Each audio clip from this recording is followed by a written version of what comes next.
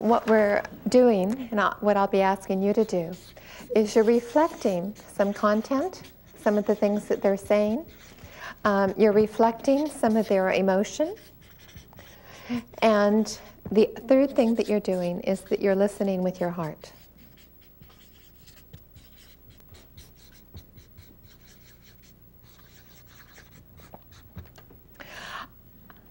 How do you feel when someone listens to you? Valued. Valued, okay, important. What do people often do instead of listening? Talk.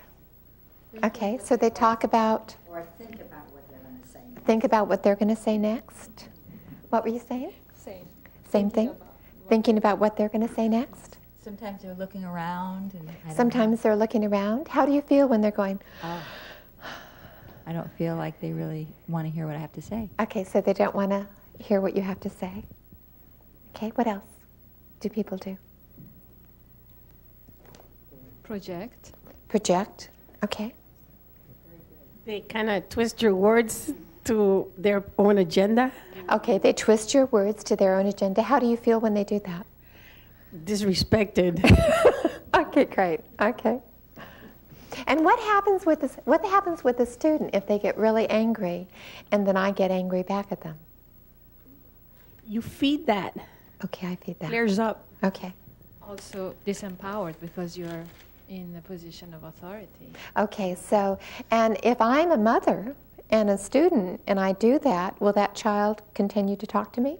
No. Okay. I always find it very wise, like, soon as not to take a position, because as soon as you take a position, you create the opposition. So. Okay, so when I take a position, like a position of opposition, I'm creating that opposition. Okay, so when I listen, what happens? Okay. You stimulate them, Okay. the listener. Okay, great.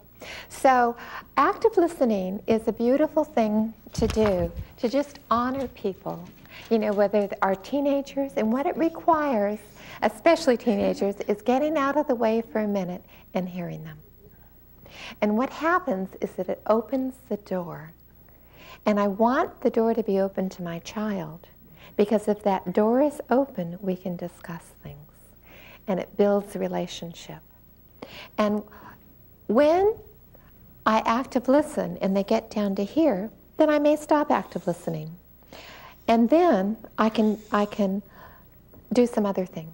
Like once they're at this state, then maybe I might want to give hope, or we talk about a solution, or I just let them know I understand.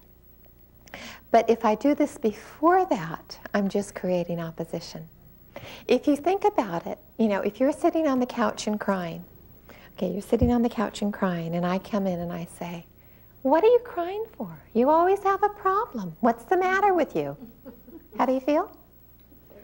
Misunderstood. Okay, misunderstood. We're ashamed. Okay, you're sitting on the couch crying. I come in and I say, "You know, I know what you need to do. What you need to do is you need to get up and you need to start." How do you feel?